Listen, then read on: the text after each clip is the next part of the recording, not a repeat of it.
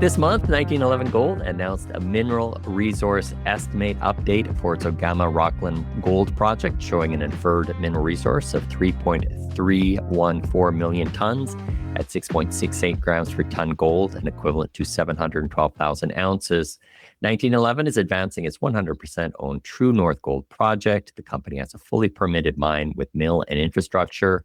A production decision is planned for 2027. Sean Heinrichs is CEO. Sean, welcome back to Mining Stock Daily. Hi, Michael. Great to join you on a nice sunny day here in Vancouver. Let's talk about that news release, Sean.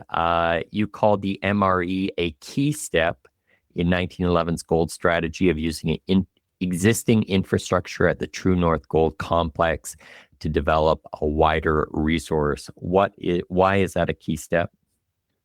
Thanks, Michael. Look, for us, part of the thesis and the part of the reason we tell investors we're a bit unique as an investment, obviously, is the fact that we have the permitted existing infrastructure and the mines that are currently coming online here towards the end of the year for production. But more importantly, the fact that we have control over a major greenstone belt and have a number of prospective areas across that belt. And the other key part of that also is that we have road connectivity to most of the areas on our property. And Ogama-Rockland for us represents the prime representation of that opportunity for our shareholders. It's a second deposit on the property outside of the current area where there's been a lot of, obviously where we're developing quickly, but it is close to the road. It's close to the existing electrical network grid. And it's an area that we believe firmly we can probably bring into production in a relatively reasonable time frame, just given where it sits. So it's the first example for us of an area that will provide long-term growth for the company and allow us to aim for much higher production at our central mill. Now, I understand that you have drilling going on. You're doing resource definition as well as you're doing some exploration. I mentioned that because you are wanting to have a global resource update by Q4 of 2026. What is this going to encompass? Yeah, the global resource update is meant to capture the drilling that the company's undertaken over the last couple of years. We've drilled well over 35,000 meters, some of which are into new zones, new targets that were never discovered previously and are outside of the current resource. There I'm referring to the San West, San Antonio Southeast, and the Shore target.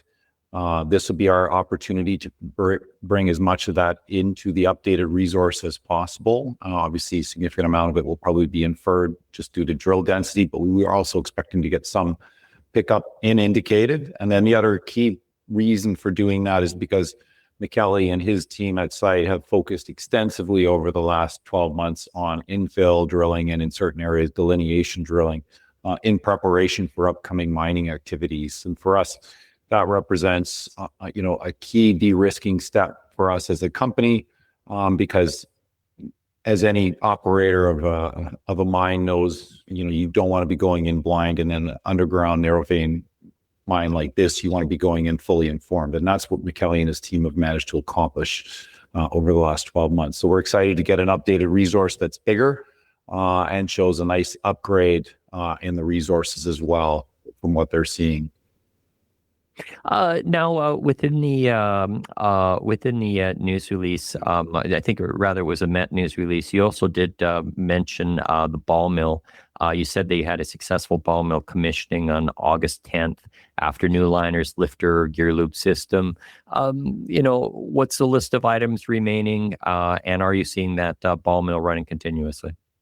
Yeah, the ball mill is off and on quite continuously. We don't need to keep it running all the time at this point, but we're bringing it kind of back online on a regular basis at this point. There are other key components to be brought online, and that'll happen over the next 6 to 8 weeks.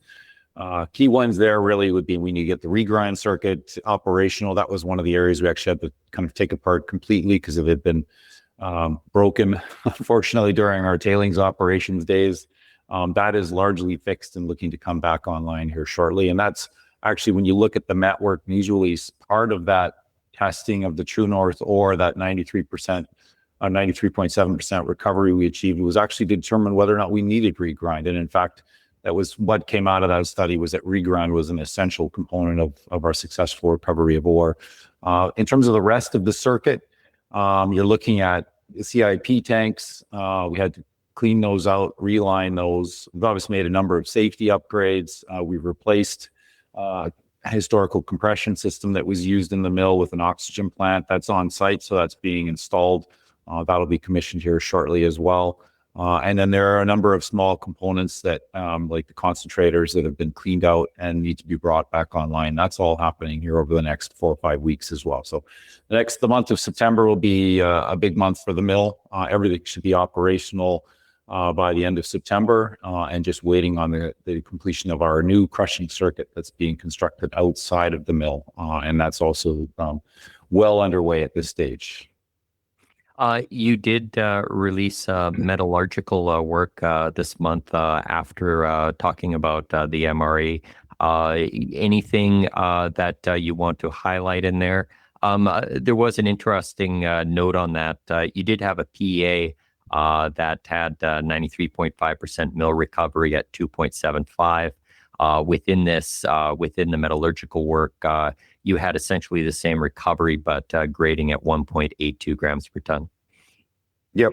Thank you for pointing that out. So there's a couple of things that came out of that news release specific to True North. Like I said, we were testing for the circuit that we have, which includes the regrind. We were able to confirm the importance of having that regrind in there. We were able to achieve a recovery comparable to what we'd used in the PEA and comparable to what we'd seen historically, particularly under Klondex during their period of operations when the recoveries were a bit more reliable in their reporting. We did that with lower grade, which is, and I take that as a positive sign. For operation like this, you're often dealing with a fixed tail amount, so a fixed amount of loss, regardless of the grade you're putting in. So the higher the grade is typically the better recovery on our circuit, and that's common for most mills.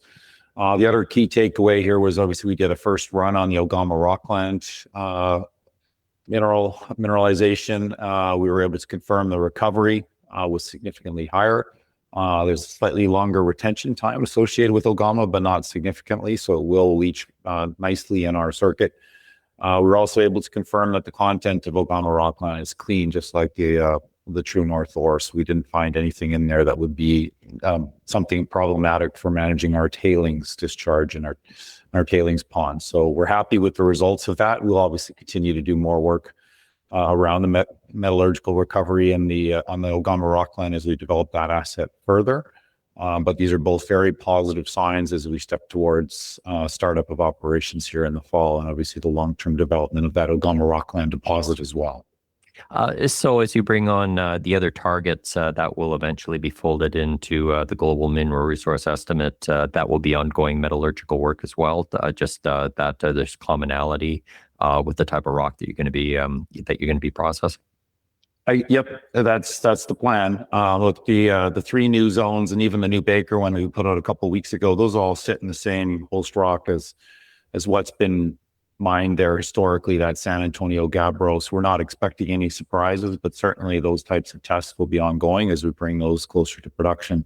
Our goal here over the next couple of years is obviously focusing in on San Antonio Southeast first as a potential area to bring into the mine plan, and then obviously stepping out from that would be Shore, and then going in the other direction, San West. So, but prior to that, there'll be extensive testing around, how this leaches through our circuit or how it runs and what the recoveries look like. Not expecting any surprises at this stage, though.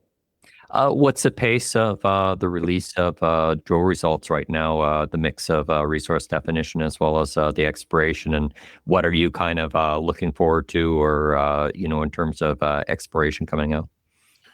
Next steps for us will be releasing some of the results around our surface drill program at San Antonio West. At the end of last Q1 of this year, we kind of ceased the program for a little while because there were a few areas we were not able to kind of get into with the drill. We were able to return to that in the kind of June, July period. Now we've got those results and we're ready to put that out soon. So that'll be nice because that's a large, wide open target for us, which is just to the kind of northwest of the mine, about 300 meters off existing workings.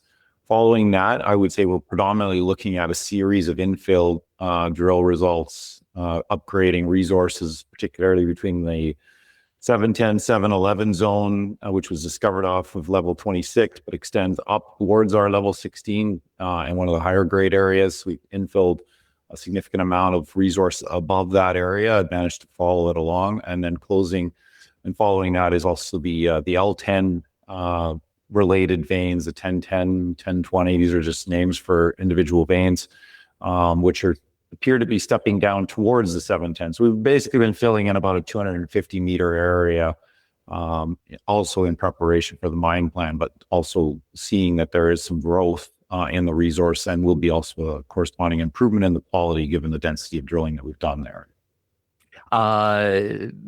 Interested in any updates or community agreements that you have with the local community, Sean?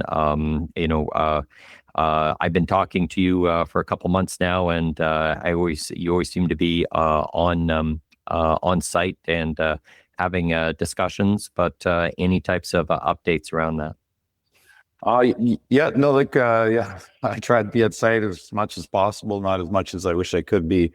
A lot of my visits do seem to correspond to major community events, somewhat by design, to be honest. But next up for us is a mid-September meeting with the town of Bassett and likely the community of Hollowater in particular. We'll probably be looking to engage with the community of Black River as well. If we can't do it that week, we'll try to do something soon after, particularly given the emphasis we'll have going into the fall on Ogama-Rockland, which sits on their traditional territory. All these relationships historically been very positive for us. We're progressing on, I'd say, less formal agreements on various aspects at the moment, ultimately looking forward to combining all of these into understandings and operating agreements going forward in the coming years. But steady progress, overall very positive to date. Sean, thanks for speaking with Mining Stock Daily. Thanks a lot, Michael. I appreciate the opportunity as always.